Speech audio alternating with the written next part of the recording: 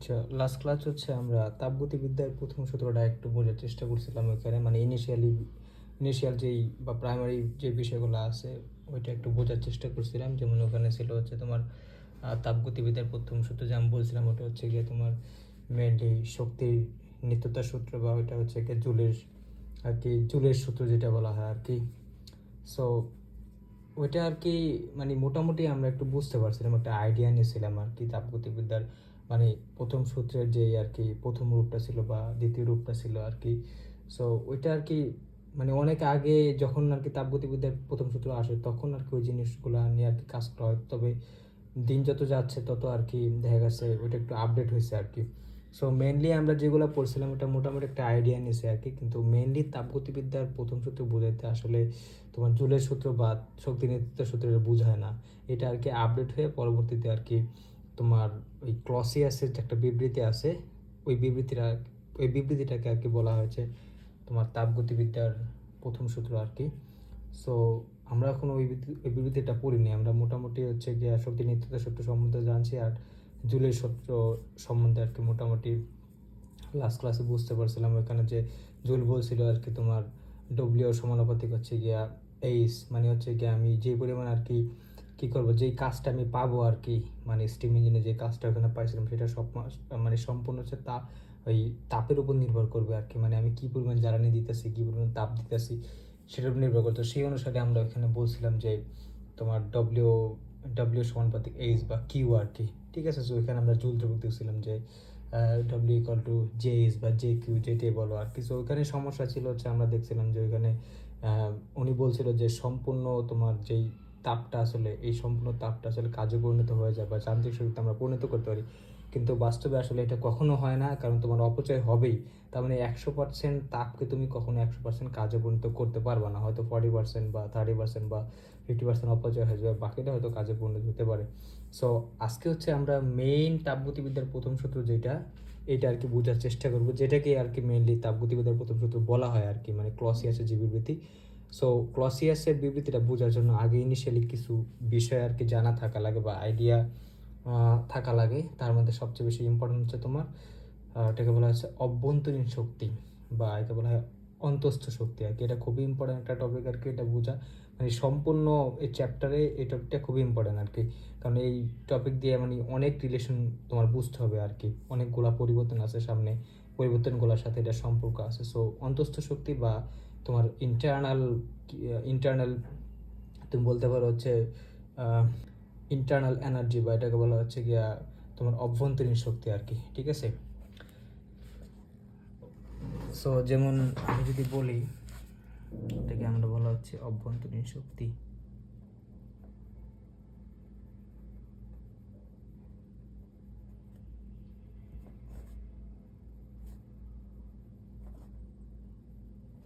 শক্তি বা এটাকে বলা হচ্ছে তোমার অন্তস্থ শক্তি।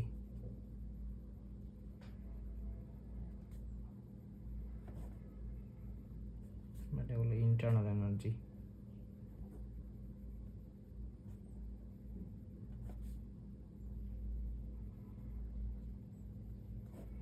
ঠিক আছে, এই জিনিসটা বুঝতে পারলে আমরা মোটামুটি তাপগতিবিদ্যার প্রথম সূত্রটা আর কি সম্পূর্ণভাবে বা কমপ্লিটলি আর কি বুঝতে পারবো আর কি। সো অভ্যন্তরীণ শক্তি আর কি মানে কি সেটা আর কি বোঝার জন্য দেখো, আমরা তো মোটামুটি জানি যে কোনো একটা বস্তু বা কোনো একটা পদার্থ যেটাই বলো না কেন এটা কিন্তু মানে অনেকগুলো অণু পরমাণু ইলেকট্রন প্রোটন নিউট্রন যা আছে এগুলো দ্বারা গঠিত আর কি, যে কোনো একটা পদার্থই আর কি। তো দেখো কোনো একটা পদার্থর কিন্তু মানে যেহেতু এতগুলা জিনিস দিয়ে একটা পদার্থ গঠিত, আমরা তো জানি যে অণুগুলো আর কি তোমার অবিরাম গতিতে ছোটাছুটি করতে থাকে, পরমাণুগুলো আর কি ছোটাছুটি করতে থাকে, ইলেকট্রন প্রোটন এগুলো। যেমন ইলেকট্রন হচ্ছে গিয়ে তোমার কি বলে তোমার তোমার নিউক্লিয়াসের চারপাশে আর কি ঘোরাফেরা করতে থাকে আর কি তোমার। তারপর হচ্ছে প্রোটন মোটন যা আছে, তো সবগুলা যেহেতু এই যে ছোটাছুটি করতে থাকে, তার মানে এই ছোটাছুটি করা মানে কি, মানে হচ্ছে গিয়া এদের কিন্তু একটা শক্তি আছে আর কি। যেমন যেহেতু ছোটাছুটি করতেছে তার মানে কি এদের একটা গতিশক্তি আছে। তারপরে তোমার কি বলে আমরা তো জানি নিউক্লিয়াসের চারপাশে যখন আর কি এই ইলেকট্রনগুলো ঘুরে বা একটা নির্দিষ্ট গতিতে করতে তাদের স্থিতিশক্তি থাকে, তাদের গতিশক্তি থাকে আর কি।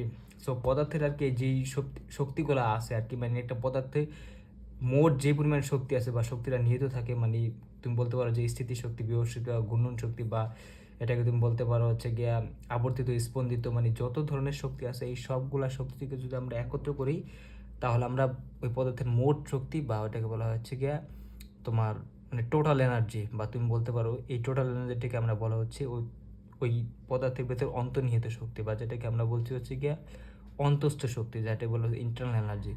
সো আসলে এটা কিন্তু খুবই কঠিন একটা পদার্থের, মানে প্রতিটা ইলেকট্রন প্রোটনকে আর কি মানে কী পরিমাণ গতিতে ঘুরতেছে, কী পরিমাণ এনার্জি আছে প্রতিটা, মানে সবগুলাকে কাউন্ট করে আইনা তারপরে মোট শক্তিটা পরিমাপ করা একদমই অসম্ভব, এটা কখনো সম্ভব না আর কি।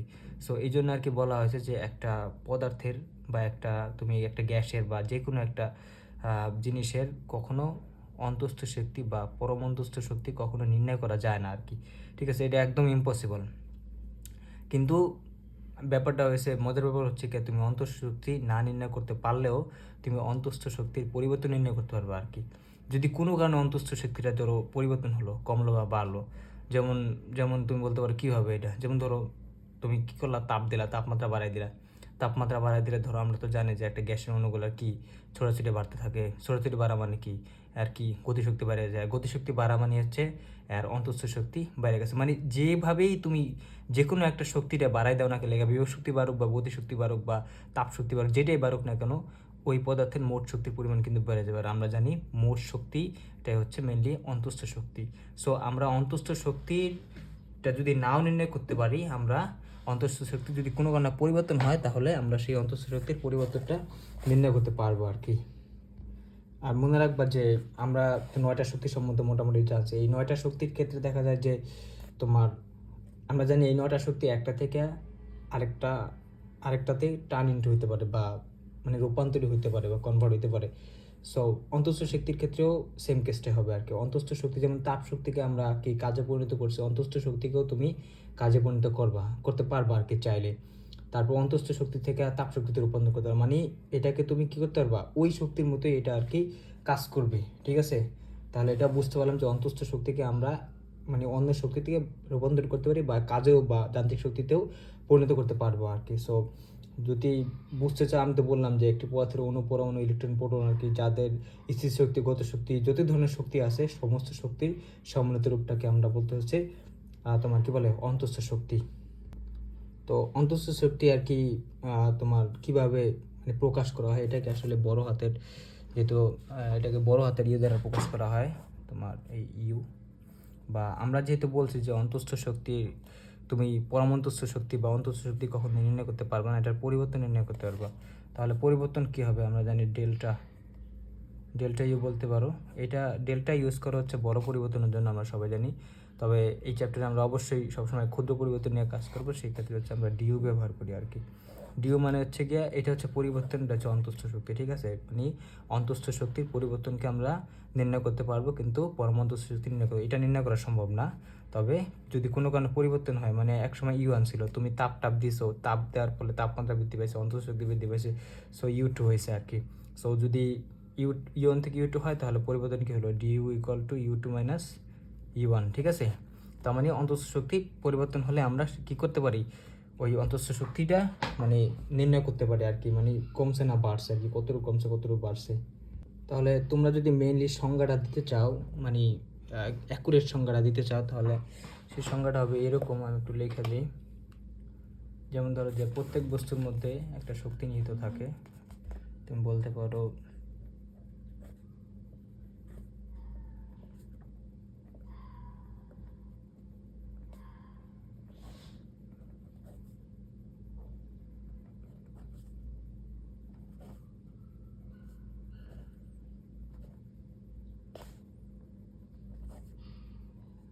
নিহিত থাকে যা যা কাজ সম্পাদন করতে পারে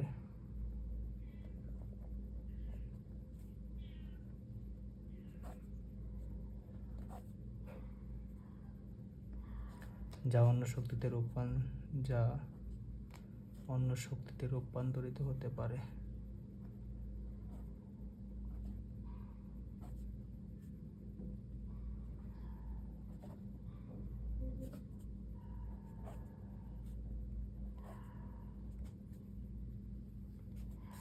বস্তুর অন্তর্নিহিত যে পরমাণুগুলো আছে, বস্তুর অভ্যন্তরীণ বলতে পারো, অণু, পরমাণু, তারপর হচ্ছে তুমি বলতে পারো ইলেকট্রন, প্রোটন, নিউট্রন,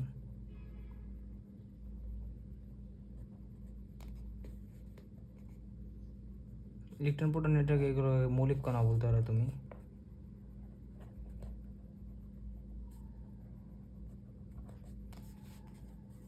মৌলিক কণা সমূহের যে রৈখিক গতি,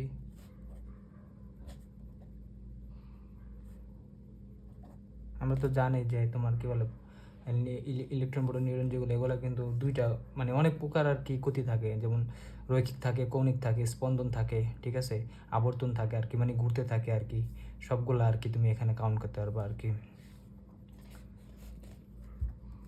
রৈখিক গতি বলতে পারো, স্পন্দন গতি বলতে পারো,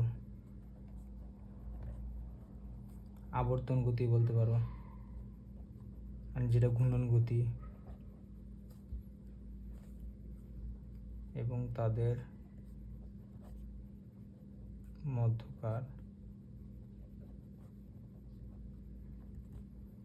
পারস্পরিক বলের কারণে তাদের মধ্যকার পারস্পরিক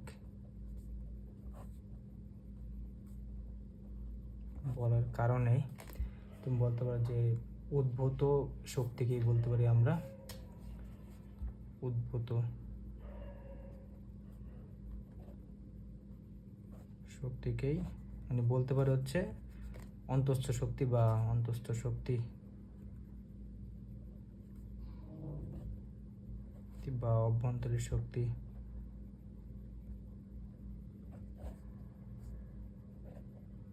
বা ইন্টারনাল। আচ্ছা, এখানে বুঝতে পারছো তাহলে পরস্পরের বলের কারণে মানে তাদের তো আমরা তো জানি যে তাদের মধ্যে পরস্পর একটা আকর্ষণ বল কাজ করে, বিকর্ষণ বল কাজ করে। এটা তোমরা হচ্ছে চ্যাপ্টার 7 মানে কী বলে ফার্স্ট পেপার চ্যাপ্টার 7-এ পড়ছো আর কি, যে তাদের ভিতরে একটা আণবিক বল বা আন্তঃআণবিক বল থাকে আর কি। সো সবগুলা যদি তুমি কাউন্ট করো তাহলে দেখা যাবে যে তুমি এই সবগুলার যোগ করে দেখা যাবে যে তুমি মোট অন্তঃস্থ শক্তিটা আর কি বের করতে পারতেছো আর কি, ঠিক আছে। তাহলে এটা হচ্ছে অন্তঃস্থ শক্তি সম্পর্কে একটা মানে মোটামুটি একটা ধারণা আর কি, এটা খুবই ইম্পর্টেন্ট, মাথায় রাখবা। এরপর আমরা একটা সিস্টেম দেখার চেষ্টা করবো আর কি, কারণ তুমি যখন কি বলে ক্লাসিয়ারের বিবৃতিতে যাবা তখন কিন্তু এই জিনিসগুলো মানে সম্বন্ধে একটা আইডিয়া লাগবে, মানে পুরো চ্যাপ্টারে আইডিয়া লাগবে আর কি। যেমন দেখো এখানে আমি একটা সিস্টেম আর কি বানাইছি আর কি। আসলে সিস্টেম এই চিত্রটা বোঝার জন্য আর কি কয়েকটা সিস্টেম সম্বন্ধে একটা ধারণা থাকতে হয়। তবে আমি একটু ইনিশিয়াল ধারণা দিতেছি আগে, পরবর্তীতে আমি সিস্টেমগুলোকে দেখাচ্ছি। দেখো এই চিত্রটার ক্ষেত্রে তুমি দেখতে পাচ্ছো এখানে একটা সিলিন্ডার নিয়েছে আমি, সিলিন্ডার ভিতরে নির্দিষ্ট মানে ভরের কিছু গ্যাস আছে আর কি, ঠিক আছে। সো এই সিলিন্ডারের এই পাশে হচ্ছে মানে এই দুই পাশে ধরো তাপ কুপরিবাহী পদার্থ দিয়ে আর কি তোমার মানে করা আর কি, বাধাই করা, যাতে তাপের কোনো আদান প্রদান এখানে না হয়। আর এটা হচ্ছে সিলিন্ডারের পিস্টন। এখন পিস্টনে এখানে তুমি তাপ কুপরিবাহ দিতে পারো বা সুপরিবাহ দিতে পারো, ঠিক আছে। এখানে তাপ কুপরিবাহী দেওয়া আর কি, পিস্টন এটা মানে 3 দিকে তাপ কুপরিবাহী দেওয়া, এই একটা দুইটা। তবে নিচে যে সাইড আছে এই সাইড দিয়ে তাপের আদান প্রদান হতে পারবে আর কি, ঠিক আছে। সো এই পিস্টনটা হচ্ছে তোমার মানে উপরে নিচে যাইতে পারো আর কি। উপরে গেলে হচ্ছে তোমার আয়তন বৃদ্ধি পাবে, নিচে নামলে হচ্ছে আয়তন আর কি হ্রাস পাবে আর কি, এটা আমরা জানি। সো 3 দিকে হচ্ছে গিয়ে তোমার তাপ কুপরিবাহী পদার্থ দেওয়া, নিচের দিকে হচ্ছে তাপ সুপরিবাহী পদার্থ দেওয়া, যাতে এখানে তাপের আদান প্রদান হয়। আমি বাইরে বা পরিবেশ থেকে যদি তাপ দিই তাহলে আমার সিস্টেম তাপটা আর কি নিতে পারবে, শোষণ করতে পারবে আর কি, ঠিক আছে। সো এখানে ধরো আর কি মোটামুটি আমরা এটা ধরে নিয়েছি যে এর আয়তন হচ্ছে ভি, তারপরে তোমার কি বলে তাপমাত্রা মানে তাপমাত্রা হচ্ছে টি মানে এই সিস্টেমের, তারপরে চাপ হচ্ছে গিয়ে তোমার পি, আর ভি হচ্ছে গিয়ে আয়তন, তো আমি আগেই বললাম। আর এখানে আমি তাপ দিতে আসি আর কি।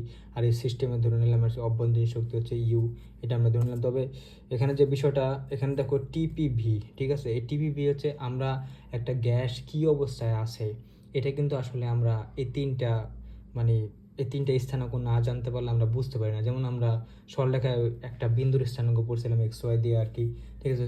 ঠিক সেইভাবে গ্যাসের ক্ষেত্রে তোমার তাপমাত্রা, চাপ আর যদি আয়তন জানা থাকে তাহলে তুমি একটা বুঝতে পারবা যে এই গ্যাসটা কোন অবস্থায় আছে। তাহলে এই তিনটা জিনিসকে একসাথে বলা হয় তাপগতীয় স্থানাঙ্ক আর কি, ঠিক আছে। সো এই চিত্রটা বোঝার জন্য আমাদের মেনলি একটু সিস্টেম সম্বন্ধে ধারণা লাগবে আর কি। যেহেতু আমি বললাম যে এখানে তাপকপরিবাহী পদার্থ দিছি, তাপের আদান প্রদান বাইরে থেকে হতে পারবে না, শুধু এখান থেকে হতে পারে। সো এখানে আরও কিছু জিনিস আছে, সেই জিনিসগুলো বোঝার জন্য আমার মোটামুটি সিস্টেম সম্বন্ধে একটা ধারণা লাগবে। সো সিস্টেম সম্বন্ধে ধারণা নিয়ে আমরা এই চিত্রে আবার ফিরে আসবো। এখানে দেখো আমি সিস্টেম বা ব্যবস্থা যেটা আছে এটা আর কি বোঝানোর চেষ্টা করেছি। এখানে মনে রাখবা আমাদের হচ্ছে 3 ধরনের সিস্টেম বা ব্যবস্থা আছে আর কি। ওই যে প্রথমে আমি যে সিস্টেমটা দেখালাম আগের চিত্রে আর কি। সো এই 3 ধরনের সিস্টেম বা ব্যবস্থা আর কি কী আর কি বা কীরকম সেটা একটু বোঝা লাগবে। যেমন দেখো এখানে প্রথম হচ্ছে গিয়া উন্মুক্ত ব্যবস্থা বা এটাকে বলা হয় ওপেন সিস্টেম। তারপর হচ্ছে বদ্ধ ব্যবস্থা যেটাকে বলা হয় ক্লোজ সিস্টেম, আরটা হচ্ছে বিচ্ছিন্ন ব্যবস্থা যেটাকে বলা হয় আইসোলেটেড সিস্টেম আর কি। ঠিক আছে, তাহলে তোমার এখানে ওপেন সিস্টেমটা কি একটু দেখো। এখানে হচ্ছে ওপেন সিস্টেম হচ্ছে ধরো মানে পুরাটাই আর কি খোলা আর কি। দেখো এখান দিয়ে হচ্ছে গিয়া আমরা বললাম যে ওপেন সিস্টেমটা মেনলি কি, আমি একটা তোমার সিলিন্ডার নিলাম, সিলিন্ডারের ভিতরে আমার নির্দিষ্ট কি ভরের কিছু গ্যাস আছে, ঠিক আছে, সো বা পানি আছে ধরো এখানে।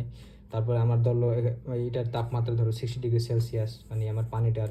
আর বাইরে হচ্ছে গিয়া তোমার পরিবেশ আছে যার তাপমাত্রা হচ্ছে গিয়া 30 ডিগ্রি সেলসিয়াস। এখন বিষয়টা হচ্ছে গিয়া এই এই এই সিস্টেমটা ধরো হচ্ছে গিয়া মানে চারপাশে হচ্ছে আমার তাপ সুপরিবাহী পদার্থ দ্বারা মানে গঠিত আর কি। তাহলে এখানে কি হবে দেখো, এখানে কিন্তু যেহেতু আমার পানির তাপমাত্রাটা 60 ডিগ্রি সেলসিয়াস আর পরিবেশের তাপমাত্রা 30 ডিগ্রি সেলসিয়াস, তাহলে অবশ্যই আমার এই পানির থেকে কি হবে তোমার এই বাষ্পগুলো আর কি বেরোতে থাকবে আর কি। ঠিক আছে, বা তাপটা ও কী করবে ছাইরা দিবে আর কি। ঠিক আছে, বা তোমার কি বলতে পারো, যেহেতু এটা 60, এটা হচ্ছে 30, যতক্ষণ না ওরা সাম্যাবস্থায় পৌঁছাবে ততক্ষণ ও কী করবে তাপ ছাড়তে থাকবে ও তাপ গ্রহণ করতে থাকবে আর কি, পরিবেশ আর কি। তাহলে এটা বুঝতে পারলাম। এখন এখানে আরেকটা বিষয় আছে, সেটা হচ্ছে দেখো যেহেতু আমার মানে পানির মুখ মানে এই সিস্টেম বা এই তোমার সিলিন্ডারের মুখটা কিন্তু খোলা আর কি। ধরো একটা বালতিতে তুমি পানি নিছো আর কি, বালতির মুখ খোলা। এখন আমরা কিন্তু একটা জিনিস জানতাম যে মানে পানি কিন্তু যে কোনো তাপমাত্রায় বা কক্ষ তাপমাত্রায় কিন্তু বাষ্পেতে পরিণত হয়। ঠিক আছে, যদি পানির মুখ খোলা থাকে। যেমন বাথরুমে দেখবা যে যখন বালতিতে পানি রেখে দাও তখন অনেক পরে গেলে দেখা যায় বাথরুমের দেয়ালে তোমার টাইলসের সাথে অনেকগুলা পানি ফোটা জমে আছে। তার মানে ওখানে কিন্তু 100 ডিগ্রি সেলসিয়াস হয়ে যায় না, মানে বাষ্প হতে শর্ত 100 ডিগ্রি সেলসিয়াস না। আমরা জানি পানির যে কোনো তাপমাত্রায় কি বাষ্প হতে পারে। তার মানে ওইখানে কিন্তু দেখা যায় যে যেহেতু মুখ খোলা আছে তার কারণে এখান থেকে পানি বাষ্প হয়ে কি চলে যাবে। ঠিক আছে, সব না গেলেও কিছুটা চলে যাবে আর কি। তার মানে এখানে কি হলো দেখো, এক তো তাপের আদান প্রদান হইতেও আছে বা তাপমাত্রার পার্থক্য সৃষ্টি হইতেছে।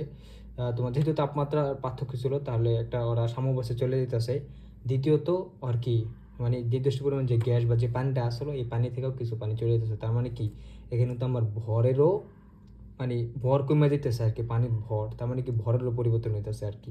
ঠিক আছে, তাহলে তুমি বলতে পারো যে মানে কোনো একটা সিস্টেমের যদি পরিবেশের সাথে তার তাপের আদান প্রদান এবং ভরের আদান প্রদান দুইটাই হয়, তাহলে সেটাকে আমরা বলতে পারি হচ্ছে গিয়া ওপেন সিস্টেম বা একে বলা হয় উন্মুক্ত ব্যবস্থা আর কি। ঠিক আছে, এখন বদ্ধ সিস্টেমটা দেখো। এখানে হচ্ছে মেনলি বদ্ধ সিস্টেম হচ্ছে ধরো সব কিছু আগের মতো আর কি, তাপের আদান প্রদান হবে কিন্তু আর মুখটা আমি ধরো বন্ধ করে দিলাম আর কি। ঠিক আছে, তো মুখ বন্ধ, আগেরটার মুখ ছিল খোলা। মুখ বন্ধ থাকা মানে কি, মানে এখান দিয়ে তুমি যেহেতু 60 ডিগ্রি সেলসিয়াস আর 30 ডিগ্রি সেলসিয়াস পরিবেশে, তেমন অবশ্যই তাপ ও কি ছাড়বে ও কি গ্রহণ করবে। তার মানে এখানে তাপের আদান প্রদান হইতেছে, মানে কি ওর আদান প্রদান হইতেছে, কিন্তু মুখ বন্ধ থাকার কারণে আমার কিন্তু এখানে পানির যে বাষ্পগুলো ও বের হইতে পারতেছে না। তার মানে কি বের না হওয়া মানে কি ভরের এখানে কিন্তু পরিবর্তন হইতেছে না, বাষ্প আকারে ঠিকই উঠতেছে। ধরো তুমি কি করলা, এক বালতি মানে একটা বালতি নিলে ওটার অর্ধেক পরিমাণ আর কি ভরে রাখলা আর কি পানি দেয়া, আর বাকি অর্ধেক খালি আছে। আর তুমি কি করলে বালতির মুখটা কিছু দিয়ে ঢাইকে দিলা। ঠিক আছে, প্লাস্টিকের কিছু দেওয়া, তো ঢাইকে দিলে দেখা যাবে কি যে পানিটা ঠিকই বাষ্প হয়েছে, কিন্তু বাষ্প হইলেও বাষ্পটা কিন্তু আমার ওই মানে বালতির মধ্যেই আছে। যদিও তোমার বালতির তোমার ঢাকনার সাথে বাষ্প লাগে আছে বা বালতির খালি জায়গার সাথে লাগে আছে, কিন্তু আমার কিন্তু ওখানে ভরে কোনো পরিবর্তন হয় না। তার মানে কোনো একটা সিস্টেমে যদি পরিবেশের সাথে তাপের আদান প্রদান হয় কিন্তু ভরের আদান প্রদান না হয়, মানে কিউর আদান প্রদান হবে কিন্তু এম এর আদান প্রদান হবে না, তাহলে সেটাকে আমরা বলতেছি হচ্ছে গিয়া কি বলে ক্লোজ সিস্টেম, বা এটাকে বলা হচ্ছে বদ্ধ সিস্টেম আর কি। ঠিক আছে, আর এটা হচ্ছে তোমার মানে বিচ্ছিন্ন সিস্টেম বা আইসোলেটেড সিস্টেম। মানে হচ্ছে এখানে এখানে হচ্ছে আমি চারপাশে কি করছি, তাপ কুপরিবাহী পদার্থ দিয়ে দিচ্ছি। যেমন ওই যে অন্তরক যেগুলো আছে, তুমি বলতে পারো যে তুষ, তারপর তুমি বলতে পারো হচ্ছে তুলা, এগুলা দেওয়া রাখছে আর কি। এগুলা সো দেওয়া থাকলে কি হবে, আমার ওর যদি 60 ডিগ্রি থাকে, ওর 30 ডিগ্রি থাকে, তাপের আদান প্রদান করতে চাবেও তাপ বের হতে যাবে, কিন্তু তাপটা বের হতে পারবে না। ইভেন ওর ভরও বের হতে পারবে না, যেহেতু চারপাশে আমি তাপ কুপুরি পদার্থ দিয়ে গেছে। তার মানে এখানে তাপের আদান প্রদান বা তোমার ভরের আদান প্রদান কোনোটাই হইতেছে না, সম্পূর্ণ চারপাশে আমি তাপ কুপুরি পদার্থ দিয়ে দিচ্ছি আর কি। ওই যেমন ছোটোবেলায় আমরা যে কি বলে ক্যালোরি নীতি পড়ছিলাম, অর্থাৎ গৃহীত তাপ ইকুয়াল টু বর্জিত তাপ, যেখানে আমরা আর কি আইসোলেটেড সিস্টেম যেটা এটা ব্যবহার করছিলাম আর কি। ঠিক আছে, 9-10-এ। আচ্ছা, তাহলে আমাদের মোটামুটি হচ্ছে গিয়া সিস্টেম সম্বন্ধে একটা ধারণা হলো। এখন আবার প্রথম চিত্রে চলো। তাহলে দেখো, এটা আমরা এখানে বলছিলাম এটা একটা সিস্টেম। তো সিস্টেমের তোমার এই তিন পাশে ধরো তাপ কুপরিবাহী পদার্থ দেওয়া আছে, আর আমার এখানে ধরো হচ্ছে কি বলে এটা তাপ কুপরিবাহী, এটা তাপ কুপরিবাহী, এটা তাপ কুপরিবাহী। সো আমি কি করলাম, এখানে হচ্ছে গিয়া তোমার নিচ থেকে আর কি পরিমাণ তাপ দিলাম আর কি, যে এখান থেকে তাপ দিচ্ছি। সো এই জায়গায় কিন্তু তাপ সুপরিবাহী পদার্থ দেওয়া, তার মানে কি তাপের আদান প্রদান এখানে হইতে পারে। সো যেহেতু আমি এখান থেকে তাপ দিব, তার মানে কি হবে, ও সিস্টেম তাপটা শোষণ করবে। আমি তাপ দিলাম, তাপ দিলে অবশ্যই তাপ শোষণ করবে। যদি তাপটা শোষণ করে আর কি, তাহলে কি হবে, এখানে কিন্তু আর তোমার মানে তাপের পরিমাণ বাইরে যাবে, মানে শক্তির পরিমাণ বাইরে যাবে, মানে তাপ ধরো তাপের পরিমাণ বাইরে গেল। এখন আমি যেহেতু তাপ দিব আর কি, তাপ দিলে কি হয় আর কি, বিষয়টা দেখা যায় গ্যাসের যে অণুগুলো আছে, এই অণুগুলার আর কি ছোটাছুটি বেড়ে যায়। ছোটাছুটি বেড়ে গেলে কি হয়, গতিশক্তি বেড়ে যায়। গতিশক্তি বেড়ে গেলে কি হয়, মানে তোমার যে অন্তঃস্থ শক্তি আছে এটির পরিমাণে কিন্তু বাইরে যাবে, বা তুমি বলতে পারো যে তোমার তাপমাত্রাটা আর কি বেড়ে যাবে আর কি। ঠিক আছে, তাহলে বুঝতে পারলাম যে বাইরে থেকে যদি আমরা একটা সিস্টেমে তাপ দিই, ওই সিস্টেম যদি তাপ শোষণ করে, তাহলে সেখানে কি হয়, মেইনলি হচ্ছে তোমার অভ্যন্তরীণ শক্তি বা অন্তঃস্থ শক্তি, বা যেটা হচ্ছে বলে তুমি ইন্টারনাল শক্তি, সেটা পরিমাণ বেড়ে যায়। আবার যদি তুমি একটা সিস্টেম থেকে ঠিক অপোজিট বা কনভার্সলি তুমি বলতে পারো, যদি একটা সিস্টেম থেকে কি পরিমাণ তাপ তুমি নিয়ে নাও, তাহলে কি হবে, তাহলে ওই তোমার গ্যাসীয় অণুগুলো আছে তাদের ছোটাছুটি কমে যাবে। কমে যাওয়া মানে কি, তাদের বেগ কম। বেগ কম মানে কি, তাদের গতিশক্তি কম। ঠিক আছে, গতিশক্তি কম মানে কি, তার মোট মোট শক্তিটা কম, মানে অন্তঃস্থ শক্তিটা কমে যাবে আর কি। তাহলে বুঝতে পারলাম একটা সিস্টেমে যদি আমরা তাপ দিই, তাহলে ওই সেম। এখন একটা জিনিস মনে রাখবে এখানে, যে তাপ দিতেছে তাপ নিতেছে, এটা এই মানে ফিজিক্সের ভাষায় তুমি বলতে পারবে না। তুমি বলতে পারবো যে যদি একটা সিস্টেম তাপ আর কি শোষণ করে, ঠিক আছে, তাহলে মানে ওই ঘটনা ঘটবে আর কি, তার তোমার মোট শক্তি বা অন্তঃশক্তি বেড়ে যাবে। আবার বলতে পারো তুমি একটা সিস্টেম যদি তাপ বর্জন করে, কী পরিমাণ তাপ বর্জন করে, তাহলে অবশ্যই তার কী হবে, মানে অন্তঃশক্তিটা কমে যাবে আর কি। কারণ ওই যে বলছি যে গতিশক্তি কমে যায়, গতিশক্তির কারণে মোট শক্তি কমে যায়। ঠিক আছে, সো এটা একটা মোটামুটি আমরা একটু আইডিয়া নিলাম আর কি। সো এখন দেখো ঘটনাটা কি ঘটে এখানে। তাহলে প্রথম এখানে আমরা মেন কথা কি, এই চ্যাপ্টারে হচ্ছে এই 5টা জিনিস নিয়ে আর কি খুব বেশি আলোচনা করি। তার ভেতরে যেমন তোমার ধরো তাপমাত্রা আছে, তারপর আয়তন আছে, তারপর চাপ আছে, তারপর হচ্ছে অন্তঃস্থ শক্তি আছে, তারপর আছে তোমার কি বলে তাপ আছে আর কি। ঠিক আছে, কিউ আছে। সো এই 5টা জিনিস নিয়ে আর কি খুব ডিটেলসে আলোচনা করব। সো 5টা জিনিসের মধ্যে প্রথম হচ্ছে তাপমাত্রা। ধরো ধরো তাপমাত্রার ক্ষেত্রে এখানে কি হয়, যখন আমি কি পরিমাণ তাপ দিব, সিস্টেম যখন তাপ শোষণ করবে, তখন তো দেখা যাবে যে ওর তাপমাত্রাটা বাইরে যাবে। তাপমাত্রা বাড়লে কি হবে, আমি তো বলছি যে তাপমাত্রা বাড়লে বা তাপ দিলে কি হয়, গ্যাসের ওই মানে অণুগুলার আর কি গতিশক্তি বেড়ে যায়, মানে ছোটাছুটি বেড়ে যায়, বেগ বেড়ে যায়, গতিশক্তি বেড়ে যায়। গতিশক্তি বেড়ে যায় মানে কি, অন্তঃস্থ শক্তি বাইরে যেতেছে আর কি। তার মানে আমরা কি বুঝলাম এখান থেকে, যে একটা সিস্টেমের তাপমাত্রা যত বেশি হবে, তার কিন্তু অন্তঃস্থ শক্তিটা তত বেশি হবে। আর একটা সিস্টেমের তাপমাত্রা যত কম হবে, তাহলে কি হবে, একটা ওই সিস্টেমের অন্তঃস্থ শক্তির পরিমাণ তত কম হবে আর কি। সো এখানে আমি আর কি এটা, আচ্ছা প্রথম হচ্ছে আমি তাপ দিয়ে আর কি লিখছি 1 নম্বরে, যেহেতু আমি বলছি 5টা জিনিস নিয়ে আলোচনা করবো। ইনিশিয়ালি এটা আলোচনা করতেছি, সামনে আরও ডিটেলস আলোচনা করবো। সো তাপ দিয়ে আমি তো প্রথম বলছি যে কিউ যদি তুমি দিও, তাপ দাও বাইরে থেকে, কিউ পরিমাণ অবশ্যই এখানে কী হবে, অনুর মানে ছোটাছুটি বাড়বে, গতিশক্তি বাড়বে, বা স্থির শক্তি যেটাই বলো, বাড়লে কী হবে, ওইটার মোট শক্তি বা অন্তঃশক্তি বেড়ে যায়। তাহলে আমরা বলছি তাপ দিলে কি অন্তঃশক্তি বাড়ে, তাপ যদি নিয়ে যাও সিস্টেম থেকে, অন্তঃশক্তি কমে। এটা আমি প্রথম বলছি। এবার যদি তাপমাত্রা দিয়ে বলি, দেখো তাহলে কি হয় এখানে, তাপমাত্রা আমি বলতেছি যদি তাপ দাও, অবশ্যই সিস্টেমের তাপমাত্রা বাড়বে। তাপমাত্রা বাড়লে ওই সেম ঘটনা আর কি, গতিশক্তি বাড়বে। তোমার গতিশক্তি বাড়লে কি হবে, তোমার অন্তঃশক্তিটা বাড়বে আর কি। তারপরে তাপমাত্রা যদি তুমি নিয়ে নাও, মানে সিস্টেম তাপ বর্জন করলে, এটা হচ্ছে গিয়ে তোমার কি বলবে, তাপ বর্জন করলে ওইটার হচ্ছে গিয়ে তাপমাত্রা কমে যাবে। সো কমে গেলে কি হবে, তোমার ছোটাছুটি কমে যাবে। ছোটাছুটি কমে গেলে তোমার মোট শক্তিটা আর কি, তোমার গতিশক্তি বা মোট শক্তি যেটা আছে, অন্তঃশক্তি আছে, ওইটা কমে যাবে। সো এটা এই দুইটা গেল। আচ্ছা, এখন আমি হচ্ছে গিয়া তোমার তাপ দিয়ে বুঝলাম, তাপমাত্রা দিয়ে বুঝলাম যে অন্তত শুধু এখানে বাড়তেছে দুই ক্ষেত্রেই। এখন আয়তন দিয়ে বুঝো, আয়তনের ক্ষেত্রে আসলে ঘটনাটা উল্টা ঘটবে।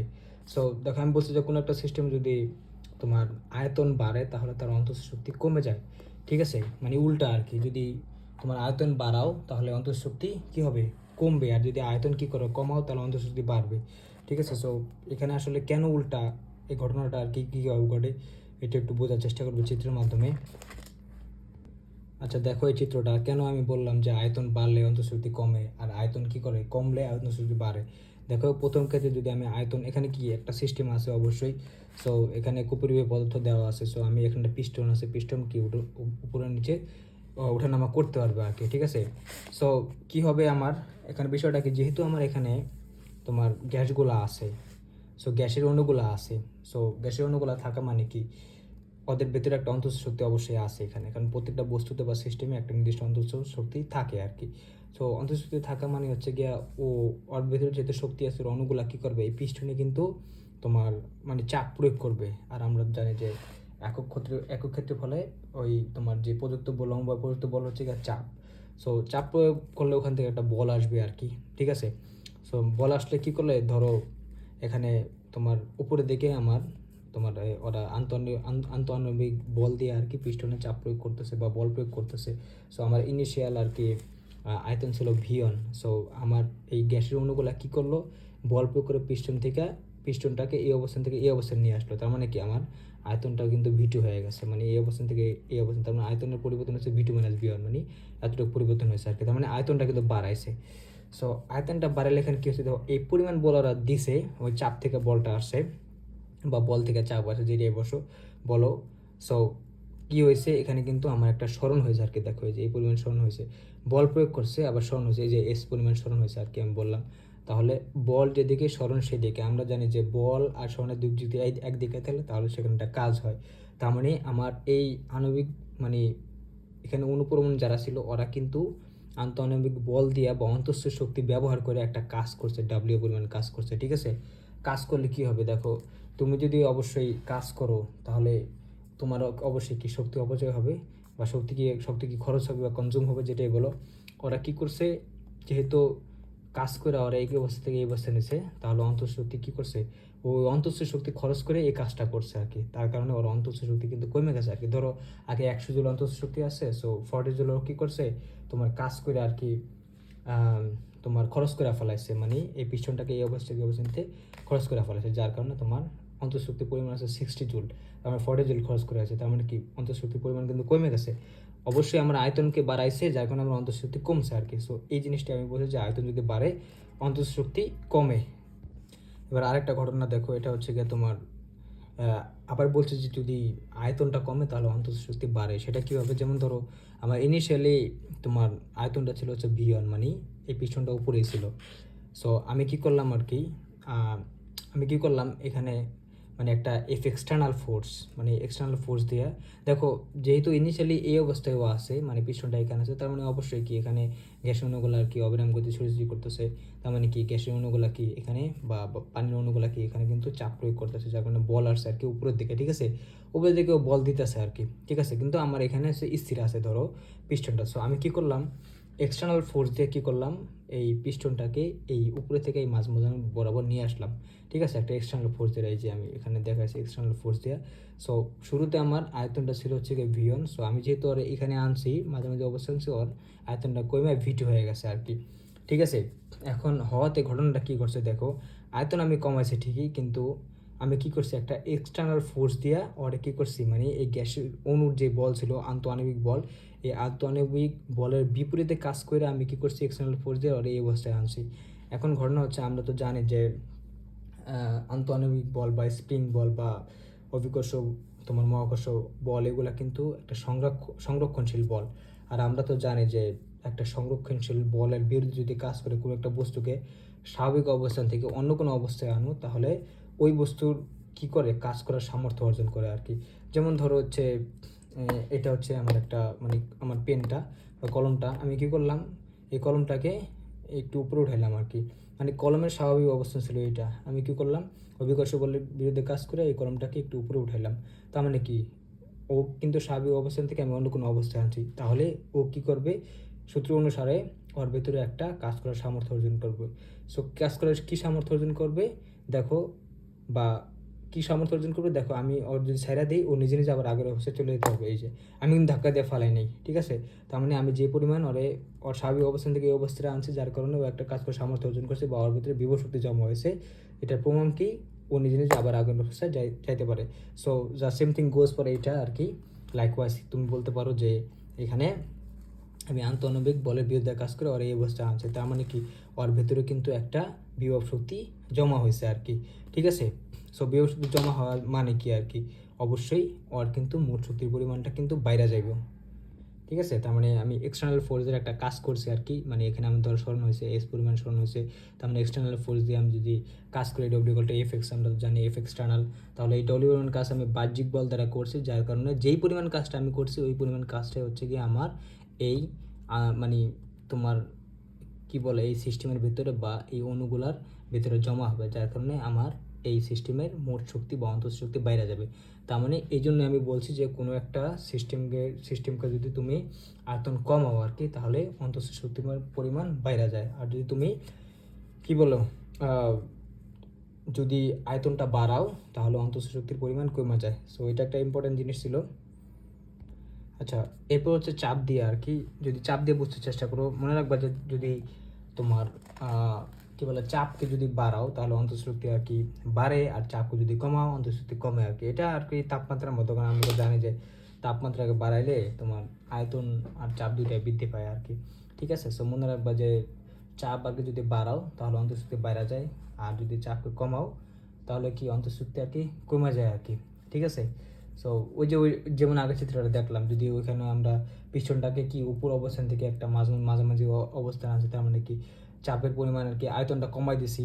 তো আয়তন কমাই দিলে কি হবে, মানে ও অনেক বড় স্পেসে আগে দৌড়ে দিচ্ছিল, এখন কি অনেক কম কম স্পেসে দৌড়াইতেছে। এই যে যেমন আগের চিত্রটা দেখো, যে এখানে যেমন ওরা এই অবস্থান থেকে এই অবস্থানে আনছি, তার মানে আগে অনেক স্পেসে ওরা দৌড়াইতেছিল, এখন কি খুব কম জায়গায় সেম গ্যাসগুলো দৌড়াইতেছে, তার মানে চাপের পরিমাণ বাইরে গেছে। কিন্তু আমরা তো আবার এটাও বুঝতে পারছি যে ওরা যেহেতু কমাইছি ওর মোট শক্তির পরিমাণ বাইরে গেছে, কারণ আমি কাজ করে ওর এখান থেকে এখানে আনছি আর কি, ওই কাজটা ওর ভিতরে জমা হয়েছে। তার মানে বুঝতে পারলাম যে যদি চাপকে বাড়াও তাহলে অন্তঃশক্তি বাড়বে, আর চাপকে কমালে অন্তঃশক্তি কমবে, ঠিক আছে? সো এটা একটা ধারণা গেল। মোটামুটি 4-5টা জিনিস আমাদের একটা আইডিয়া নিলাম। এখন তোমাদের এখানে আছে মেয়র প্রকল্প বলে একটা কথা আছে। এখন বিজ্ঞানী মেয়র বলতেছে যে আমরা এই 5টা জিনিস সম্পর্কে যা যা বললাম এগুলো সব ভুল। সো ভুল কিভাবে আর কি, উনি একটু অন্যভাবে বলছে। সো এটা তো মানে মাথা খারাপ হওয়ার মতো কথা আর কি, এত কষ্ট করে এত কিছু বললাম উনি বলতেছে এগুলো ভুল। সো উনি আবার একটু মানে এই সম্পূর্ণ জিনিসটাকে একটু ভিন্নভাবে বলছে আর কি। সো মেয়রের প্রকল্পটা একটু আমরা দেখবো। আচ্ছা দেখো, মেয়র প্রকল্প আসলে কি বলছে। সো উনি আর কি দেখো একটা বিষয় কি, আমরা কিন্তু এখানে যে 4টা জিনিস দেখলাম, তাপ দেখলাম, তাপমাত্রা দেখলাম, আয়তন দেখলাম, তারপর হচ্ছে চাপ দেখলাম আর কি। সো এদের পরিবর্তনের কারণে অন্তঃশক্তি পরিবর্তন হইতেছে, কিন্তু বিষয়টা হচ্ছে আমরা কিন্তু মানে ফাইনালি বলতে পারতেছি না যে অন্তঃশক্তিটা আসলে মেইনলি কার উপর নির্ভর করতেছে আর কি, তাপমাত্রার উপর বা কিউর উপর বা চাপের উপর বা ভি এর উপর বা আয়তনের উপর কার উপর নির্ভর করতেছে, এটা আমরা এখানে বুঝতে পারতেছি না আর কি, ঠিক আছে? সো মেয়র প্রকল্পটা বুঝতে পারলে আমরা বুঝতে পারবো যে আসলে মেইনলি অন্তঃশক্তিটা কার উপর নির্ভর করে আর কি। সো এটাকে বলতে হচ্ছে মেয়রের প্রকল্প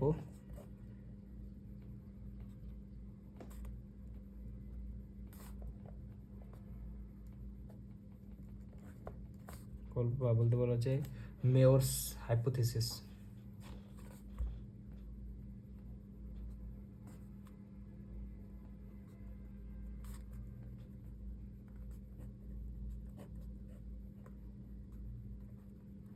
ঠিক আছে, মেয়রস হাইপোথিসিস আর কি। সো উনি আসলে কি বলতেছে, উনি বলতেছে কি যে অন্তঃশক্তি বা অভ্যন্তরীণ শক্তি যেটা আছে এটা আসলে মেনলি তাপমাত্রার উপর নির্ভর করে আর কি, ঠিক আছে? মেয়র অনুসারে কোনো একটা সিস্টেমের যদি অন্তঃশক্তি মানে যদি তাপমাত্রা পরিবর্তন হয় তাহলে অন্তঃশক্তি পরিবর্তন হবে, তাপমাত্রা বৃদ্ধি পাইলে অন্তঃশক্তি বাড়বে, তাপমাত্রা হ্রাস পেলে অন্তঃশক্তি কমবে আর কি, ঠিক আছে? উনি মেনলি বলতেছে যে তোমার চাপ যা আছে বা বলতে পারো তাপ আছে, চাপ আছে, আয়তন আছে, এগুলা তুমি সব পরিবর্তন করলা কিন্তু তাপমাত্রার কোনো পরিবর্তন হলো না, তার মানে অন্তঃস্থ শক্তি কোনো পরিবর্তন হবে না। তারপরে কি বললা, মানে মেন কথা তুমি ওদের বাড়াও কমাও, তাপ বাড়াও তাপ কমাও, তারপরে তুমি কি বলো আয়তন বাড়াও আয়তন কমাও, চাপ বাড়াও চাপ কমাও, এর কারণে যদি তাপমাত্রা যদি পরিবর্তন হয় তাহলে অন্তঃস্থিতি পরিবর্তন হবে, তাপমাত্রা যদি বাড়ে অন্তঃস্থিতি বাড়বে, তাপমাত্রা কমলে অন্তঃস্থিতি কমবে আর কি। ঠিক আছে,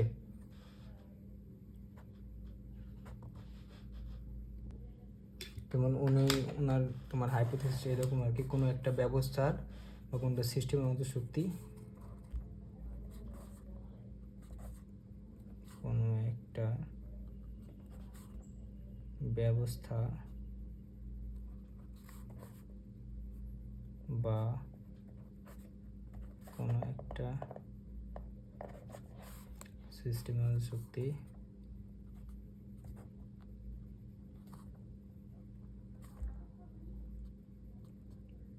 অন্তঃস্থ শক্তি বা বলতে পারলে অভ্যন্তরীণ শক্তি বা অভ্যন্তরীণ শক্তি শক্তি কেবলমাত্র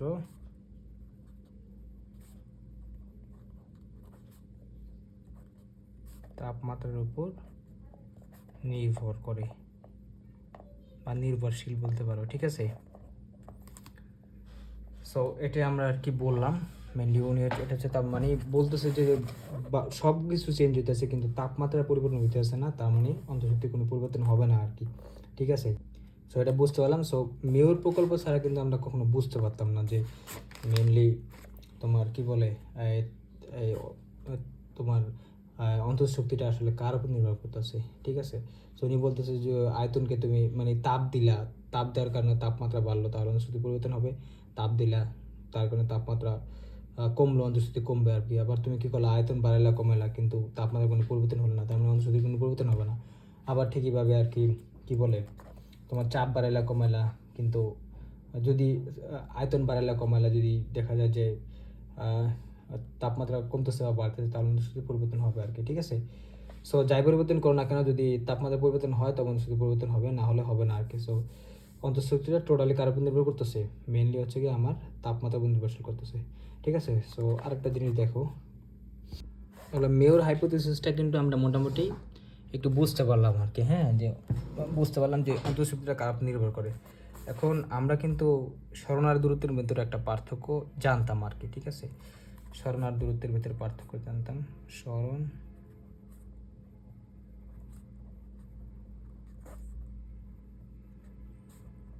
দূরত্বের মধ্যে পার্থক্য কি জানতাম, ধরো হচ্ছে গিয়ে এখানে এ একটা স্থান আর বি একটা স্থান। ঠিক আছে, দুইটা আলাদা আলাদা জায়গা। সো তুমি ধরো তুমি আসো এতে, তুমি বিতে যাইতে চাও, তো তুমি কি করতে পারো, সোজা যেতে পারো। ঠিক আছে, একদম সোজা যেতে পারো এ থেকে বিতে, বা তুমি কি করতে পারো একটু ঘুরে যেতে পারো, এভাবে যেতে পারো এ থেকে বিতে। ঠিক আছে, বা তুমি এই দিক দিয়ে যেতে পারো এইভাবে, এভাবে ঘুরে যেতে পারো এ থেকে বিতে। ঠিক আছে, বা তুমি আরও ঘুরে যেতে পারো, এভাবে গেলা, মানে ঘুরতে ঘুরতে ঘুরতে ঘুরতে মানে বিতে গেলা, কত একটা দূরত্ব অতিক্রম করছো দেখতে পারছো। মানে এ থেকে তুমি তার মানে অনেকগুলো ওয়েতে কিন্তু তুমি এ থেকে বেঁধে যেতে পারো। কিন্তু এখন আমি তোমাকে জিজ্ঞেস করলাম এখানে স্মরণটা কী হবে, তোমার স্মরণটা কী হবে আর কি। আসলে দেখো তুমি এই রাস্তায় যাও আর এই রাস্তায় যাও, এই রাস্তায় যাও, এই রাস্তায় যাও, তোমার কিন্তু শেষ ডেস্টিনেশনটা ছিল বিতে আর প্রথম ডেস্টিনেশন ছিল হচ্ছে এতে। তাহলে তুমি কি করবে, ওই এ থেকে বিতে একটা সরলরেখা টেনে দেবে, এই যে সরলরেখা, এটা হবে তোমার স্মরণ। ঠিক আছে, আমরা জানতাম স্মরণ কিন্তু পথের উপর নির্ভর করে না বা রাস্তার উপর নির্ভর করে না, স্মরণ মেনলি নির্ভর করে প্রথম অবস্থা এবং শেষ অবস্থার উপর। এখন দূরত্ব অনেক, এখানে ধরো 5 কিলো রাস্তা, এখানে ধরো 3 কিলো রাস্তা, মানে এই সবুজটা, লালটা ধরো 2 কিলো রাস্তা, মানে অনেক ঘুরা ঘুরা আর কি।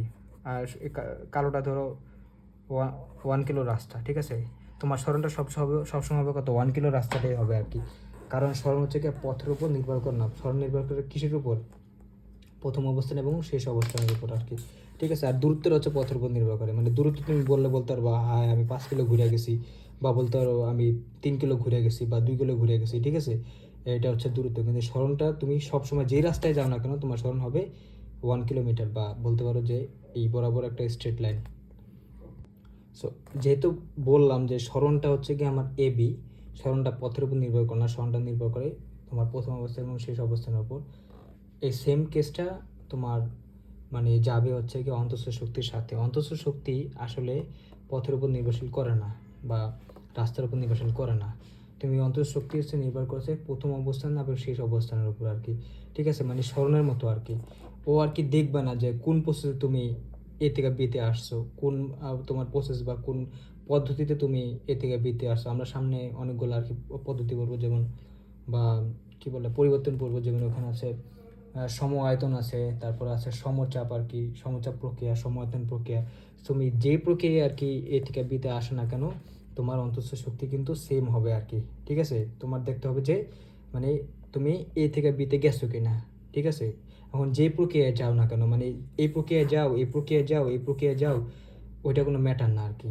ঠিক আছে, বুঝতে পারছো? মানে ও হচ্ছে প্রথম অবস্থান এবং শেষ অবস্থানের উপর নির্ভর করে। এখন আমি বললাম যে তুমি কি বলে এই এর এ এতে যখন ছিল তখন তোমার অন্তঃস্থ ছিল ইউএ, বিতে যখন গেছো তখন তোমার অন্তঃস্থ ছিল ইউবি। ঠিক আছে, এখন তুমি যে প্রক্রিয়ায় এ থেকে বিতে যাও না কেন, যে রাস্তা দিয়ে যাও না কেন, তোমার অন্তঃস্থ শক্তির পরিবর্তন হবে হচ্ছে গিয়া delta U equal to U B minus U A. ঠিক আছে, এটা সেম হবে আর কি সবার জন্য, যেই প্রসেসিংয়ে তুমি এ থেকে বিতে যাও না কেন।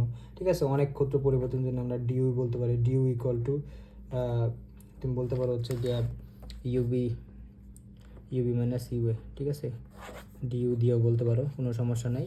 তবে যে প্রক্রিয়ায় যাও না কেন তোমার কি হবে, অন্তঃশক্তির পরিবর্তনটা সেম হবে আর কি। ঠিক আছে, অন্তঃশক্তি পথের উপর বা পদ্ধতির উপর নির্ভর করে না। যে যেমন আবার বললাম যে প্রথম অবস্থানে ধরো তাপমাত্রা তোমার 5 ডিগ্রি সেলসিয়াস, শেষ অবস্থানে তোমার তাপমাত্রা বিতে আসে 30 ডিগ্রি সেলসিয়াস। ঠিক আছে, এখন তুমি মানে যেই পদ্ধতিতে যেই রাস্তায় তুমি এই বিতে যাও না কেন তোমার কিন্তু অন্তঃস্থ শক্তির কি বলে পরিবর্তনটা কিন্তু সেম আসবে আর কি। ঠিক আছে, সো যেই পথে যাও না কেন আমি বলছি যে প্রথম তাপমাত্রা এবং শেষ তাপমাত্রা যদি সেম থাকে, মানে এই রাস্তায় যাও, এই রাস্তায় যাও, এই রাস্তায় যাও, কোনো সমস্যা না, অন্তঃস্থ শক্তির পরিবর্তন কি সেম হবে আর কি। সো ও হচ্ছে রাস্তার উপর নির্ভর করতেছে না আর কি। ঠিক আছে, এখন দেখো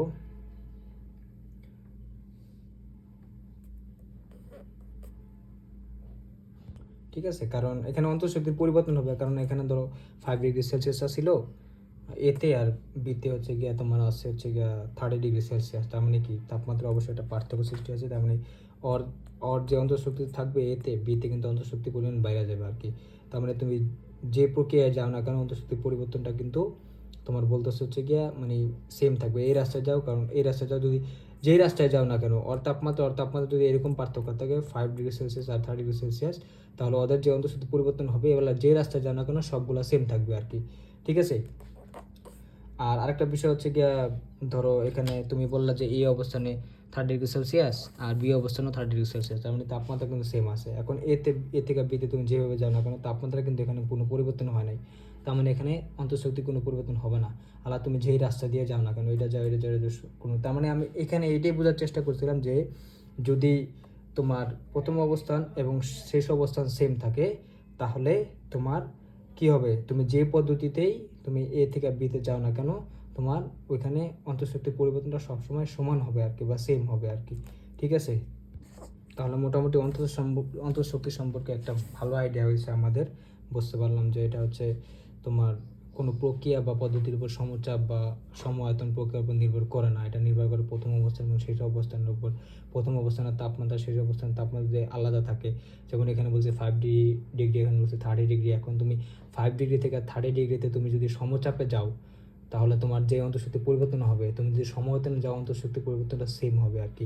তার মানে এটা পদ্ধতির উপর বা পথের উপর কিন্তু নির্ভর করতেছে না, এটা সম্পূর্ণ নির্ভর করতেছে হচ্ছে কি প্রথম অবস্থান এবং শেষ অবস্থানের উপর। ঠিক আছে, আবার একটু আগে বলছি এটা যদি 30 থাকে, এটা 30 থাকে, তাহলে ওর 30 ডিগ্রি সেলসিয়াস ওর যে অন্তঃশক্তি 30 ডিগ্রি সেলসিয়াস ওর কিন্তু সেম অন্তঃশক্তি, তার মানে কি অন্তঃশক্তির পরিবর্তনটা এখানে সমান আর কি, কোনো পরিবর্তন হয় না আর কি।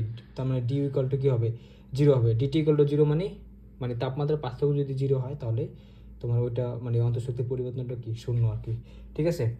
সো এটা হচ্ছে আমাদের সম্পর্কে একটা ভালো ধারণা, এটা মনে রাখবো আর কি। আমি স্মরণ দিয়ে আর কি বুঝাইছি, কারণ তোমরা স্মরণ সম্বন্ধে ফিজিক্স ফার্স্ট পেপারে ভালো একটা আইডিয়া আছে সবার। সো এইটা গেল। এরপর হচ্ছে তোমাদের মানে এখন তুমি মোটামুটি হচ্ছে এই কি বলে ওই ক্লসিয়ার বিবৃতিটা বুঝতে পারবা, কারণ আমাদের বোঝার মানে মানে বোঝার যে যোগ্যতা লাগে ওই যোগ্যতাটা হয়ে গেছে, ঠিক আছে। সব এটা খুবই ইম্পর্টেন্ট, বারবার মাথায় রাখো। আমি একটা কথা অনেকবার বলছি যে অন্তত শক্তি হচ্ছে গিয়ে পথের উপর নির্ভরশীল না বা পদ্ধতির উপর নির্ভরশীল না।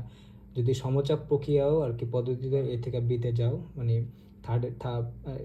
সেক্ষেত্রে যদি 5 ডিগ্রি সেলসিয়াস থেকে 30 ডিগ্রি সেলসিয়াস তাপমাত্রা হয়, সম-আয়তন প্রক্রিয়াও যদি তাহলে যেই তোমার কি কি বলে এই মানে অন্তঃশক্তি পরিবর্তন পাবা, সম-আয়তন প্রক্রিয়া গেল সেম পাবা যদি তোমার তাপমাত্রাটা 5 থেকে 30 ডিগ্রি সেলসিয়াস মানে যে প্রক্রিয়ায় তুমি এটা থেকে এটা যাও না কেন সেম থাকবে আর কি অন্তঃশক্তি পরিবর্তন। এটা আমি বোঝানোর চেষ্টা করছি।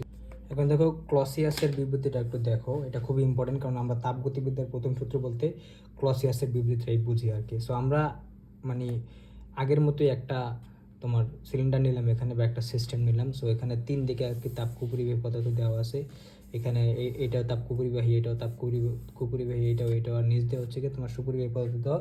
সো নিচ দিয়ে হচ্ছে গিয়ে তোমার তাপের আদান প্রদান হতে পারবে আর কি, ঠিক আছে। সো আবার এখানে আমার কি হচ্ছে আমরা তো জানি এখানে কিছু গ্যাস আছে, গ্যাসটা হচ্ছে গিয়ে কাজ করতে পারে আর কি। সো এদেরকে বলা হয় কার্য নির্বাহক বস্তু আর কি, ঠিক আছে। এখন আমরা আবার এখানে একটা পিস্টন আছে, এটা তো আগে জানি। সো পিস্টন কিন্তু উপর থেকে নিচে ওঠানামা করতে পারবে, এই অবস্থায় যেতে পারবে, আসতে পারবে। সো এখানে একটা বিষয় হচ্ছে গিয়া পিস্টন কিন্তু উপরে নিচে যদি ওঠানামা করলে তাহলে আর দুইটা সাইড কিন্তু ওর সাথে মানে সিলিন্ডারের সাথে কিন্তু ঘর্ষণ হবে। ঘর্ষণ হলে কিন্তু আমরা জানি যে ওখানে ঘর্ষণের বিরুদ্ধে একটা কাজ করতে হবে, তার মানে ওখানে শক্তির অপচয় হবে ঘর্ষণ বলের বিরুদ্ধে কাজ করতে। আমরা ধরে নিলাম বা অ্যাজিউম করে নিলাম, ফিজিক্সে অনেক কিছু অ্যাজিউম করে নেয়, আমরা অ্যাজিউম করে নিলাম যে এখানে মানে ঘর্ষণকে উপেক্ষা করে আর কি আমার এই পিস্টনটা কী করতে পারে, ওঠানামা করতে পারে, ঠিক আছে, বা ঘর্ষণহীনভাবে আর কি ওঠানামা করতে পারে আর কি, ঠিক আছে। সো এটা একটু বুঝতে পারলাম। সো এখন দেখো আমার এই গ্যাসটা কিন্তু ওরে উপরে উঠাইতে পারবে, আবার মানে উপরে উঠাইতে পারবে আর কি, আমরা নামাবো বলছি এক্সটার্নাল ফোর্স দিয়ে, তবে আমরা বুঝতে পারলাম ওদের কিন্তু কাজ করার একটা ক্ষমতা আছে, যার কারণে আমরা ওকে বললাম কার্যনির্বাহক বস্তু আর কি, ঠিক আছে। এখন দেখো আমার এই যে পিস্টনটা আছে এই পিস্টনটা কিন্তু একটা ক্ষেত্রফল আছে, ঠিক আছে।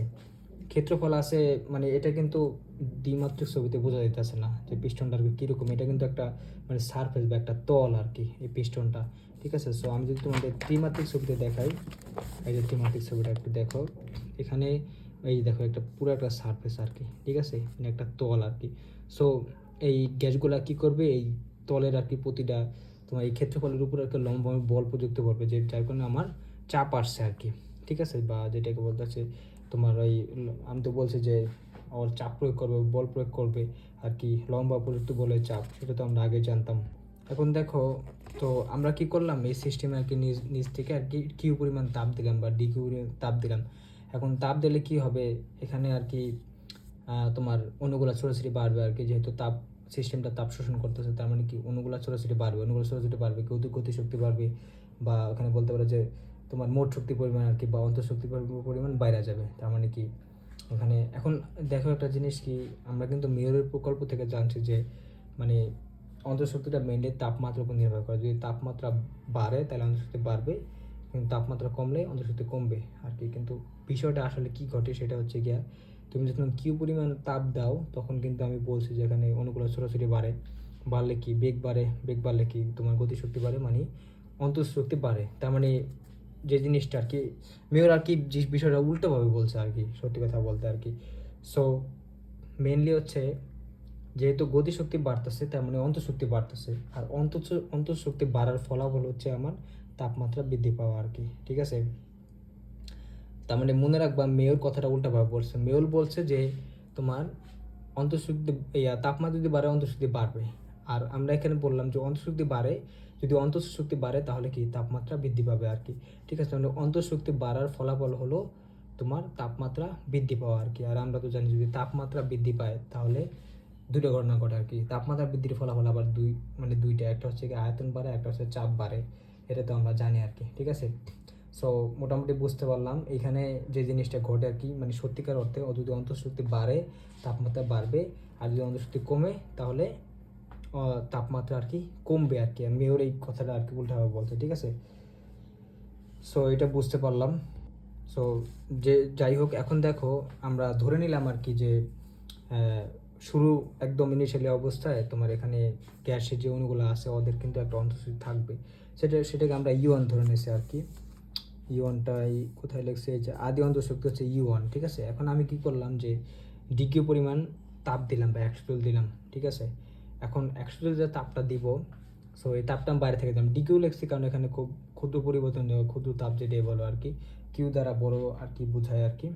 সো ডিকিউ পরিমাণ তাপ আমি দিলাম আর কি, দিলেও আর কি হবে, আর কিন্তু মানে মোট যে অন্তঃশক্তি ছিল এটার পরিমাণ কিন্তু বাইরে যাবে। এখন আমরা অন্তঃশক্তি না বের করতে পারলেও আমরা অন্তঃশক্তির পরিবর্তন বের করতে পারি। তাহলে আগে ছিল হচ্ছে ইউয়ান ওর অন্তঃশক্তি, এখন 100 জুল তাপ দেওয়ার ফলে, অ্যান্ড ইউয়ানটা কিন্তু আমরা জানি না ইউয়ান কত, কারণ মোট অন্তঃশক্তি নির্ণয় করা যায় না। এখন 100 জুল দেওয়ার ফলে মানে ডিকিউ 100 জুল দেওয়ার ফলে ওর কিন্তু অন্তঃশক্তি বাইরে যাবে, কতটুকু বাড়বে, ইউয়ান প্লাস 100, ঠিক আছে। সো এটা আর কি এখানে আমি মনে হয় এই যে তাপ দেওয়ার ফলে অন্তঃশক্তি হবে হচ্ছে ইউএন প্লাস 100 জুল আর কি, ঠিক আছে। কারণ আমি এই 100 জুলটা বাইরে থেকে দিছি আর কি, ঠিক আছে। সো তার মানে ওর অন্তঃশক্তি বেড়ে গেল। এখন আমরা জানি যে অন্তঃশক্তি কিন্তু বহিস্থ কাজ করতে পারে, ঠিক আছে। সো কী করলো, যেহেতু এখানে তোমার ওর শক্তিটা আর কি বাইরে গেছে, এখন অন্তঃশক্তি যেহেতু ইউএন প্লাস 100 হয়ে গেছে, অন্তঃশক্তি বাইরে গেছে, বাইরে যাওয়ার মধ্যে অনুগুলো আর কি শক্তি বাইরে গেছে, এটা তো বুঝতে পারলাম। তাই সে কী করবে, যেহেতু ইউএন প্লাস 100 অন্তঃশক্তি হয়েছে, হওয়ার ফলে ও কী করবে, ওর ছোটাছুটি আর কি বাইরে যাবে আর কি। বাইরে যাওয়ার ফলে ও কী করবে, এই পিস্টনে একক ক্ষেত্রে বলে আর কি কী করবে, বল প্রয়োগ করতে পারবে চাপের কারণে আর কি। সো বল প্রয়োগ করলে আমি ধরলাম ও বল প্রয়োগ করে ওরে পিস্টনটাকে এই অবস্থান থেকে এই অবস্থানে নিয়ে গেল। এখন দেখো মানে আগে ছিল হচ্ছে আয়তন কত, V1 ছিল আর কি, এখন আয়তন বাইরে হয়ে গেছে V2 আর কি, যেহেতু আমার কাজ করছে আর কি, মানে আমার অণুগুলা কাজ করছে আন্তঃনির্মিক বল দ্বারা। এখন দেখো ইউএন প্লাস 100 জুল ছিল আর হচ্ছে গিয়া মানে পরবর্তীতে আমি মানে তাপ দিয়েছি, আমি তাপ দেওয়ার ফলে ওর অন্তঃশক্তি হয়ে গেছে ইউএন প্লাস 100। সো এই ইউএন প্লাস 100 দিয়ে ও কাজ করে আর কি করলো, এখান থেকে এখানে নিল আর কি। এখন কতটুকু খরচ হয়েছে আমরা এখন এটা বলি নেই, কিন্তু ওর অন্তঃশক্তি বাড়ার কারণে ও কী করছে, এইটারে এখান থেকে এখানে এই অবস্থানে নিয়ে আসছে, তার মানে ও কিন্তু একটা কাজ করছে, ঠিক আছে। কারণ আমরা বলের দিকে এই আণবিক বলটা উপরের দিকে দিতেছে, তার মানে এখানে একটা স্মরণ হয়েছে। ধরো এখানে তোমার কি বলে, আগে ছিল হচ্ছে এক্সন, পরে তোমার মানে পরবর্তী এই অবস্থানের কারণে এখন হচ্ছে x2, তাহলে স্মরণ হয়েছে কতটুকু, dx = x2 - x1, তার মানে এই x2 - x1 পরিমাণ আমার কিন্তু স্মরণ হয়েছে। তার মানে স্মরণ হচ্ছে বলের দিকে স্মরণ হয়েছে, মানে কি একটা কাজ হবে আর কি, ডাব্লিউ পরিমাণ কাজ হবে। এখন এই ডাব্লিউ পরিমাণ কাজটা কে করছে, অবশ্যই আমার এই গ্যাসের অণুগুলা করছে আর কি। তাহলে গ্যাসের অণুগুলা করলে ও যেহেতু এখানে অণুগুলা কাজ করে পিস্টনটাকে এই অবস্থান থেকে এই অবস্থানে নিয়েছে, তার মানে যেহেতু ও কিন্তু কাজ করছে, কাজ করা মানে কি ওর কিন্তু কিছুটা অন্তঃশক্তি কিন্তু খরচ হয়ে গেছে, ঠিক আছে। সো আমি ধরে নিলাম ওর তোমার এই ইউএন প্লাস 100 জুল যে অন্তঃশক্তি ছিল, মোট অন্তঃশক্তি, ও কাজ করে ধরো 40 জুল তোমার খরচ করে ফেলাইছে আর কি, ঠিক আছে। ওরা এই অবস্থান থেকে এই অবস্থানে পিস্টনকে নিতে আর 40 জুল খরচ হয়ে গেছে, তাহলে ওর থাকলো কত, থাকবে ইউএন প্লাস 60 জুল, কারণ 40 জুলও খরচ করে ফেলাইছে, ঠিক আছে। তাহলে তোমার ও এই অবস্থানে আসলে ওর মোট অন্তঃশক্তি কতটা থাকতেছে, ইউএন প্লাস 60 জুল, যেহেতু 40 জুল খরচ করে ফেলাইছে, ঠিক আছে। তাহলে যেটা বুঝলাম, এখন দেখো ওর কিন্তু আয়তন বাইরে গেছে আর কি, আগে আয়তন ছিল V1, পরে আয়তন হচ্ছে V2। এখন আয়তন বাড়াইছে মানে ও কাজ করে আয়তন বাড়াইছে, তার মানে কিন্তু ওর অন্তঃশক্তি খরচ হয়ে যায় আর কি, বুঝতে পারছো। তার মানে আয়তন বাড়লে অন্তঃশক্তি কমে, এটা কিন্তু আমরা জানি। আগে ছিল ইউএন প্লাস 100, এখন হচ্ছে ইউএন প্লাস 60 আর কি। সো এটা আর কি আমি এখানে একটু লিখছি। যেমন আমরা দেখো আগে তো জানতাম যে অতি ক্ষুদ্র dx সমানের যদি কাজ dw হয়, তাহলে dw = f dx, ঠিক আছে। f × dx, কারণ উপর দিকে আমি f বল দিছি আর dxটা সমান হয়েছে মানে বলের দিকে, তাহলে একটা কাজ হবে dw = f dx আর কি, ঠিক আছে। আবার f = আমরা জানবো কত, f = pa, ওই যে লম্বভাবে পরিচিত বলকে বলা হচ্ছে চাপ, f = pa বসলাম এখানে, আর তোমার pa বসাই দিলাম আর কি এই f এর জায়গায়, তাহলে কি dw তাহলে pa dx আর কি, ঠিক আছে। আবার অতি ক্ষুদ্র পরিবর্তনের জন্য আয়তনের পরিবর্তন তো আমরা জানি, আগে ছিল হচ্ছে v1, পরে আমরা ওইটাকে বড় কইরা নিয়ে গেছে V2-তে, তাহলে আয়তন পরিবর্তন হচ্ছে V2 মাইনাস V1 আর কি। ঠিক আছে, এই অবস্থান থেকে এই অবস্থান নিয়েছি, মানে আগে আয়তন ছিল এইটা, এখন আয়তন নিয়ে গেছিলো এইটা, V2 মাইনাস V1। ঠিক আছে, এখন তাহলে আয়তনের পরিবর্তন তো আমরা তোমার বুঝতে পারলাম যে V2 মাইনাস V1। আবার হচ্ছে গিয়ে আমরা কিন্তু জানি যে আয়তন আরেকভাবে আমরা বের করতে পারি, সেটা হচ্ছে গিয়ে তোমার তোমার যে ক্ষেত্রফল আছে, মানে পিস্টনের যে ক্ষেত্রফল আছে, ওই ক্ষেত্রফলটা আর যদি কতটুকু সমান হয়েছে বা লম্ব বা উচ্চতাটা কতটুকু যদি গুণ করে দিই, তাহলে আমরা হচ্ছে গিয়ে ওইখানে আয়তন পাওয়া যায়। তাহলে পিস্টনের ক্ষেত্রফল যদি a হয় আর সমান হয়েছে গেছে dx পরিমাণ, তাহলে v ইকুয়ালটা আবার বলতে পারি কিন্তু a dx বলতে পারি আমরা। ঠিক আছে, তাহলে ওই সূত্র যদি মানটা বসাই দেয়, এখান থেকে আমরা বের করছি হচ্ছে গিয়া dw equal to p a dx, আর a dx মানে হচ্ছে আমার dv, এই যে এখানে। ঠিক আছে, এই যে dv হচ্ছে a dx। সো আমি এই সূত্রে যদি a dx এর জায়গায় dv বসাই দিই, তাহলে dw ইকুয়াল টু আমার হচ্ছে pdv, এই যে কৃতকাজ হচ্ছে pdv। তাহলে তাহলে দেখো আমরা কি বুঝলাম যে কৃতকাজ ইকুয়াল টু চাপ ইন্টু আয়তনের পরিবর্তন। তুমি এই সূত্র দিয়ে কিন্তু এখানে কতটুকু কাজ হয়েছে বা আমার অণুগুলো কতটুকু কাজ করছে সেটা বের করে ফেলতে পারবো আর কি। ঠিক আছে, তাহলে ডিডাব্লিউ পরিমাণ কাজটা কিন্তু আমার অন্তঃশক্তি করছে আর কি। ঠিক আছে, বা মানে মানে আমার অণুগুলা করছে আর কি, তার মানে কিন্তু ওর অন্তঃশক্তি কমে গেছে আর কি। সো আমি এখানে এটাই লিখছি। সো আগে ছিল হচ্ছে তোমার U1, সো আমি তাপ দেওয়ার ফলে 100 জুল দেওয়ার ফলে হয়েছে U1 প্লাস 100। সো ডিডাব্লিউ পরিমাণ কাজ করার কারণে আর 40 জুল খরচ হয়ে গেছে। এখন আছে U1 প্লাস 60 জুল। সো এটা হচ্ছে আমার U2, এই যে U2 হবে U1 প্লাস 60 জুল। তাহলে আমার অন্তঃশক্তির পরিবর্তন কতটুকু হলো, মানে কি বলে, মানে অন্তঃশক্তির পরিবর্তন শক্তির পরিবর্তন হবে হচ্ছে গিয়ে ওই যে U2 মাইনাস U1 করলে আমার কিন্তু 60 জুল থাকে আর কি। কারণ দেখো আগে ছিল U1, এখন আছে কত তোমার U1 প্লাস 60। ঠিক আছে, কারণ 40 জুল খরচ করে ফেলাইছে। তাহলে তুমি বলতে পারো যে আমার কতটুকু অন্তঃশক্তি বৃদ্ধি পাইছে, মানে কতটুকু আছে, এটা হচ্ছে 60 জুল আছে আর কি। ঠিক আছে, তাপ দেওয়ার ফলে। তাহলে এটা আমরা বুঝতে পারলাম যে শুরুতে U1 ছিল, পরে আমি বাইরে থেকে 100 জুল দেওয়ার ফলে U1 প্লাস 100 জুল হয়েছে। সো এই U1 প্লাস 100 জুল দিয়েও কাজ করতে গিয়ে ডিডাব্লিউ পরিমাণ কাজ করতে গিয়ে 40 জুল খরচ করা ফেলেছে, তার মানে এখন আছে U1 প্লাস 60। তার মানে আগে ছিল U1, এখন আছে U1 প্লাস 60। তাহলে অন্তঃশক্তি পরিবর্তন হচ্ছে মানে U2 মাইনাস U1 করলে তুমি 60 জুল পাবা, মানে এতটা 60 জুল পরিমাণ ও অন্তঃশক্তি মানে বৃদ্ধি পাইছে আর কি। ঠিক আছে, সো এটা আমি এখানে লিখছি। এখন দেখো আমি যে বাইরে থেকে যে তাপটা দিছি আর কি, ডিকিউ ইকুয়াল টু 100 জুল, এটা দিয়ে কিন্তু আমরা মেইনলি দুইটা কাজ করছি। এক নম্বর হচ্ছে গিয়া 40 জুল দিয়ে আমি কি করছি, বাহ্যিক কাজ করছি। আর তোমার 60 জুল দিয়ে কি করছি, অন্তঃশক্তি বাড়াইছি। কারণ আমার দ্বিতীয় অন্তঃশক্তি কত ছিল, U1 প্লাস 60। ঠিক আছে, তার মানে এই 60 জুল পরিমাণ অন্তঃশক্তি কিন্তু বৃদ্ধি পাইছে। এই যে আমরা এখানে দেখাইছি, এই যে অন্তঃশক্তি বৃদ্ধি পাইছে 60 জুল। ঠিক আছে, 60 জুল কিন্তু বৃদ্ধি পাইছে। তার মানে আমার এই বাইরে যে তাপটা দিছি, এটা দিয়ে কিন্তু দুইটা জিনিস হয়েছে, দুইটা কাজ, মানে দুইটা জিনিস করতে পারছি। একটা হচ্ছে গিয়া বাহ্যিক কাজ করতে পারছে ডিডাব্লিউ পরিমাণ, আর একটা হচ্ছে গিয়া তোমার অন্তঃস্থ শক্তি বৃদ্ধি করতে পারছে আর কি। ঠিক আছে, বা ওইখানে হচ্ছে তুমি বলতে পারো হচ্ছে গিয়া ডিউটা আর কি, ডিউটা ছিল 60 জুল আর কি, যে শক্তি পরিবর্তন। তাহলে দুইটা কাজ করছি, একটা বাড়াইছি কাজ করছি, মানে বাহ্যিক কাজ করছি, আরেকটা হচ্ছে গিয়ে অন্তঃস্থ বাড়াইছি। তাহলে আমি লিখতে পারি 100 joule equal to 60 plus 40 joule. তাহলে ডিকিউ দিয়েছিলাম 60 জুল, কী করছে অন্তঃস্থ বাড়াইছে, মানে ডিউ প্লাস ডিডাব্লিউ আর কি, ডিডাব্লিউ দিয়ে 40 জুল দিয়ে আর কি কাজ করছি আমরা। এটি হচ্ছে ক্লসিয়াসের সূত্র, বা এটাকে তুমি বলতে পারো হচ্ছে গিয়ে তাপগতিবিদ্যার প্রথম সূত্র আর কি। যদি তোমাকে কেউ তাপগতিবিদ্যার প্রথম সূত্র জিজ্ঞেস করে, অবশ্যই তুমি এটা বলবা, ওই আগের তোমার শক্তি নির্ণয়ের সূত্র বা জুলের সূত্র ওইগুলো বলার দরকার নেই, কারণ এটা আমরা তাপগতিবিদ্যার প্রথম সূত্র বলতে এটাই বুঝি আর কি। ঠিক আছে, তাহলে প্রসেস অনুসারে তুমি তাপগতিবিদ্যার প্রথম সূত্র বলতে পারো। কোনো একটা সিস্টেম যদি তাপ সরবরাহ করা হয়, তাহলে যে তাপটা ওই তাপটা কি দুই ভাগে ভাগ হয়ে যাবে।